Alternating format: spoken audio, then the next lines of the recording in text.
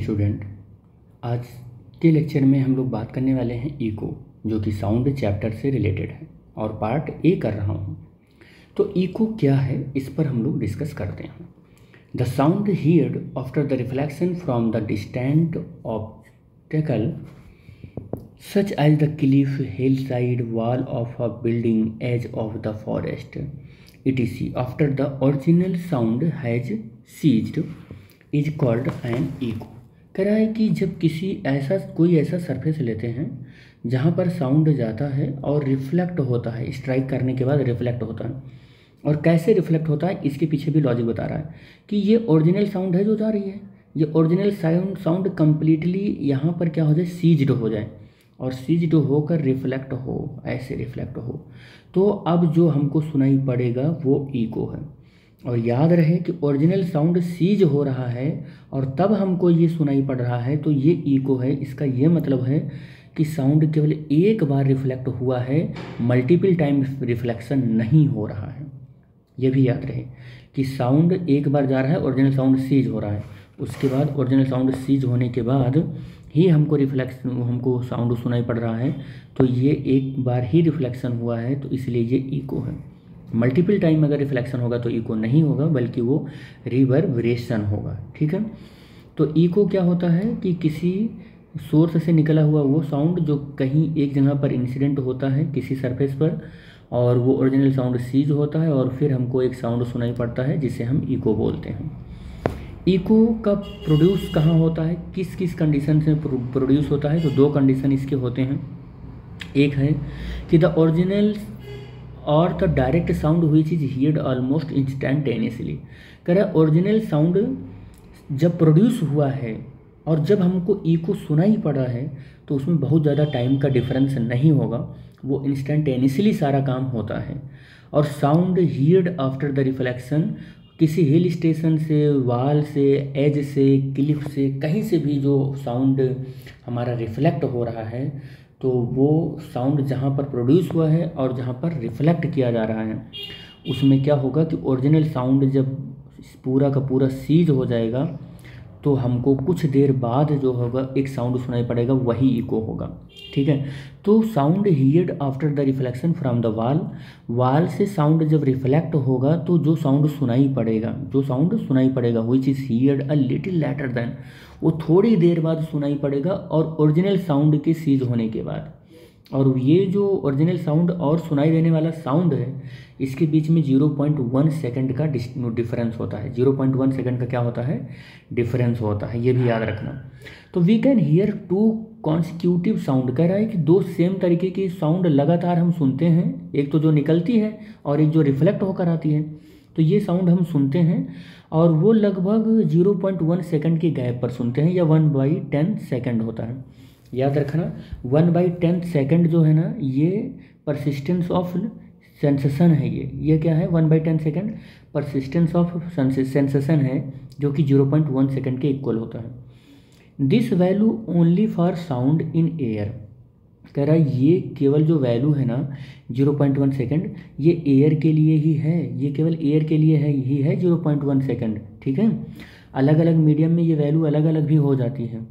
और कह रहा है कि परसिस्टेंस ऑफ सेंसेशन जो होता है साउंड का एयर में हमारे कान के लिए, वो 0.1 सेकंड होता है, और ये आफ्टर द ओरिजिनल साउंड होता है। आफ्टर द ओरिजिनल साउंड मतलब आपने मुंह से बोला और इधर से रिफ्लेक्ट होकर आया, ये 0.1 सेकंड ले लिया, तो ये क्या बन गया, हमारा परसिस्टेंस ऑफ सेंसेशन बन गया। और ओरिजिनल साउंड सीज हुआ, फिर साउंड रिफ्लेक्ट हुआ, तो इसे हम इको बोलते हैं। ठीक है बेटा, अब इको मेथड में हम कैसे डिटरमाइन करेंगे कि जहाँ पर हमारा क्लिफ है और जहाँ से साउंड निकल रही है, इसके बीच का डिस्टेंस कितना है। तो हमारे सोर्स का और क्लिफ से, ये क्लिफ है जहाँ से साउंड रिफ्लेक्ट होकर आ रही है, और ये सोर्स है। तो सोर्स से क्लिफ के बीच का डिस्टेंस होता है कुछ, वो डिस्टेंस सपोज कर लेते हैं स्मॉल डी है। तो साउंड वेव क्या हुई कि स्मॉल डी डिस्टेंस गई है और फिर स्मॉल डी डिस्टेंस लौट कर आई है। इस तरीके से डी डिस्टेंस गई है और डी डिस्टेंस आई है, 2d डिस्टेंस वो ट्रैवल कर ली है डिस्टेंस। और किस स्पीड से ट्रैवल की है, तो एयर में अगर साउंड वेव चल रहा है तो v स्पीड से जाएगा और v ही स्पीड से रिटर्न भी आएगा। और आप कह रहे हो कि ओरिजिनल साउंड गया है और आया है, उसमें स्मॉल t टाइम लग रहा है, तो हम डिस्टेंस इज इक्वल टू क्या देखते हैं, डिस्टेंस इज इक्वल टू क्या देखते हैं, distance is equal to velocity into time देखते हैं। और टोटल डिस्टेंस कितना है, 2d है, वेलोसिटी v है और इनटू t है। तो अगर मैं वेलोसिटी कैलकुलेट करूं तो ये 2d/t आ जाएगा, क्या आ जाएगा, 2d/t आ जाएगा। और वही फार्मूले को मैंने यहाँ पर लिख रखा है, d is equal to vt/2। 2 कैसे आया है, यू नो वेरी वेल, अब जान चुके हो कि v कैसे आया है। और v किसके लिए स्टैंड हो रहा है, स्पीड के लिए, t टाइम के लिए, d डिस्टेंस के लिए।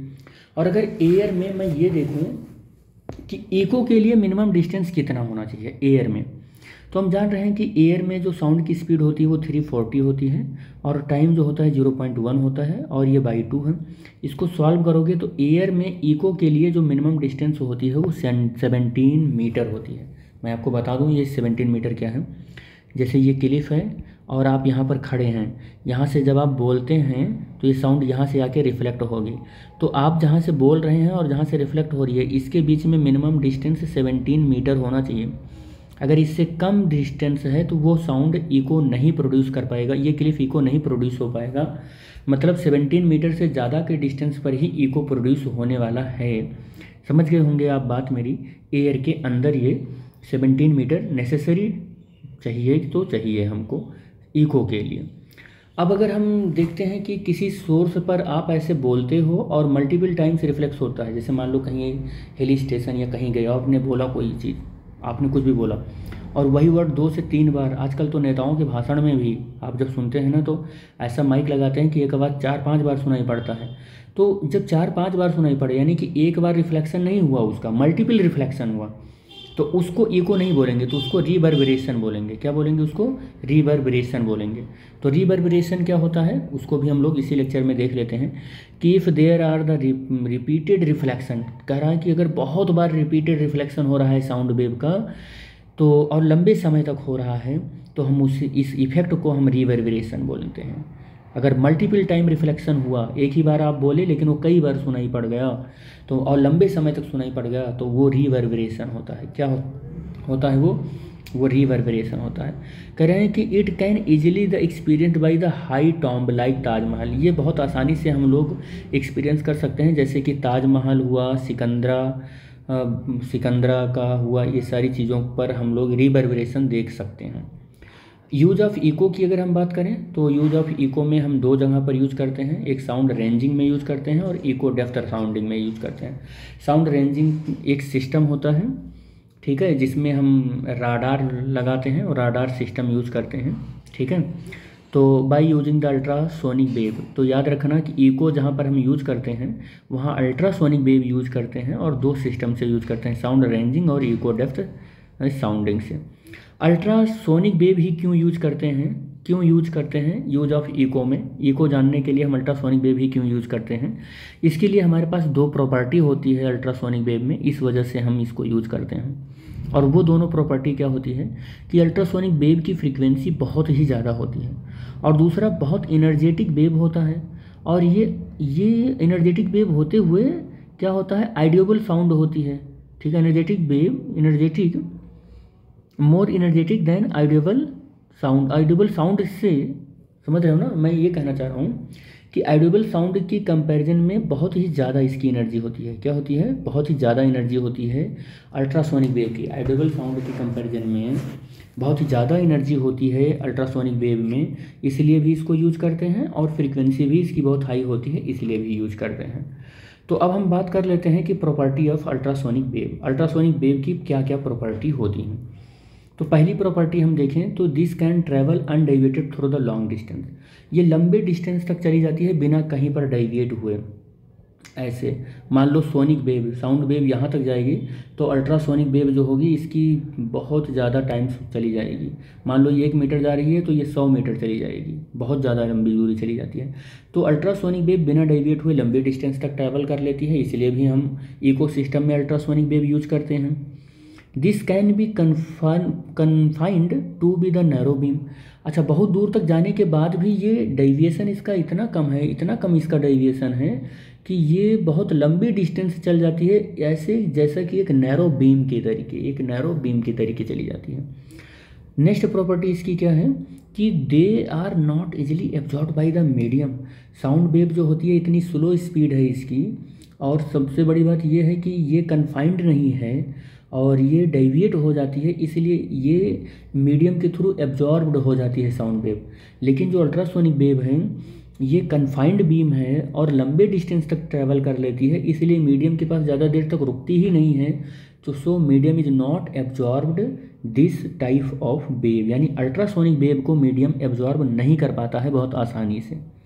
तो कंक्लूजन क्या निकल कर आया कि speed of the ultrasonic wave और सोनिक वेव और ये सारे जितने भी वेव हैं अगर एयर में चलते हैं तो सेम स्पीड से ही चलते हैं, बट एनर्जी अल्ट्रासोनिक की सबसे ज़्यादा होती है, कन्फाइंड बीम के तरीके होता है, लंबी डिस्टेंस ट्रैवल कर लेती है, इस वजह से हम इकोसिस्टम में इसको यूज करते हैं। ठीक है बेटा, अब हम इसकी अगर एप्लीकेशन की बात कर लें तो एप्लीकेशन इसका क्या होगा, इको का एप्लीकेशन क्या होगा इको का। तो इको का एप्लीकेशन की अगर हम बात करें तो सबसे पहला एप्लीकेशन हमारा आ जाता है use of echoes by the bat, dolphin and fisherman. जो बैट होता है, चमगादड़, डॉल्फिन और फिशरमैन, ये सारे लोग इकोसिस्टम को ही यूज करते हैं। बैट के पास अपना नेचुरल अल्ट्रासोनिक वेव होता है, नेचुरल होता है। डॉल्फिन के पास भी अपना नेचुरल अल्ट्रासोनिक वेव होता है।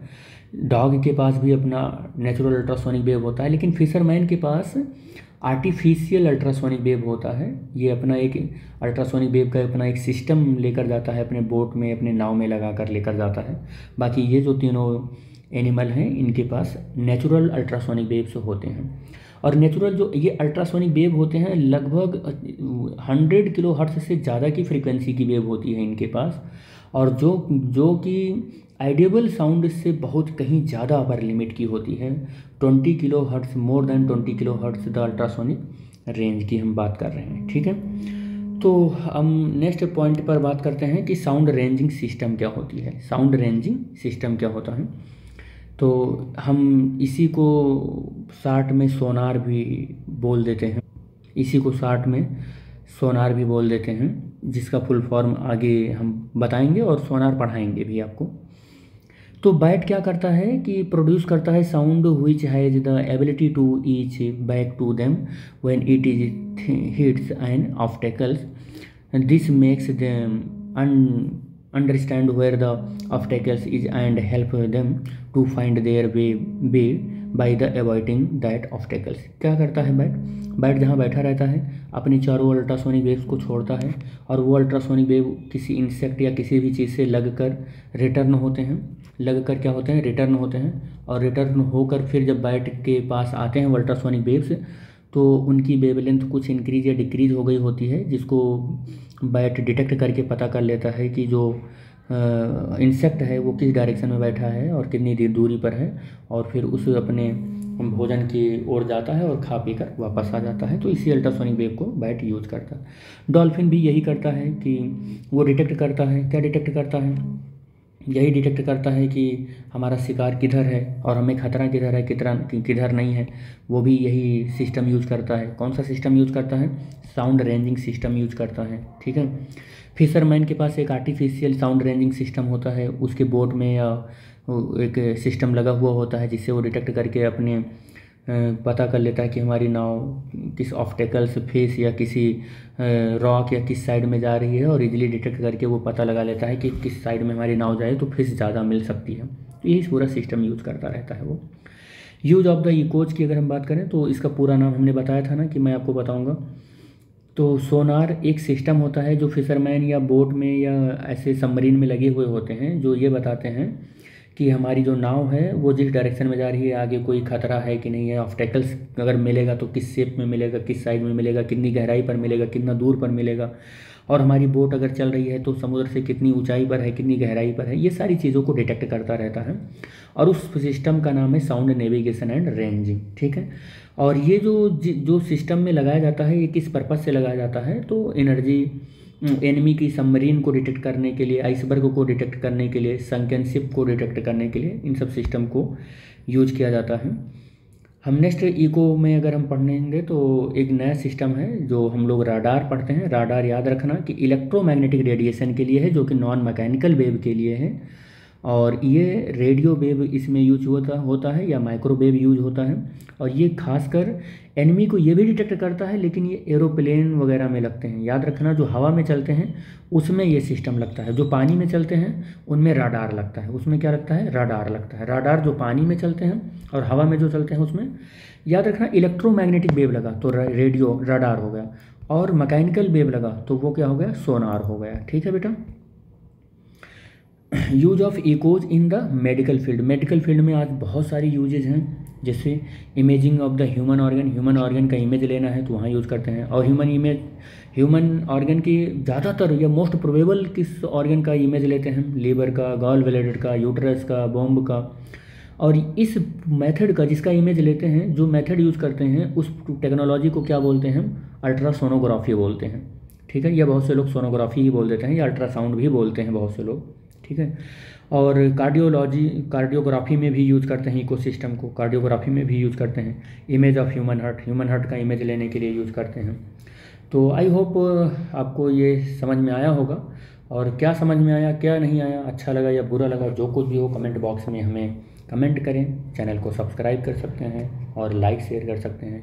Thanks for watching the video. Thank you बेटा।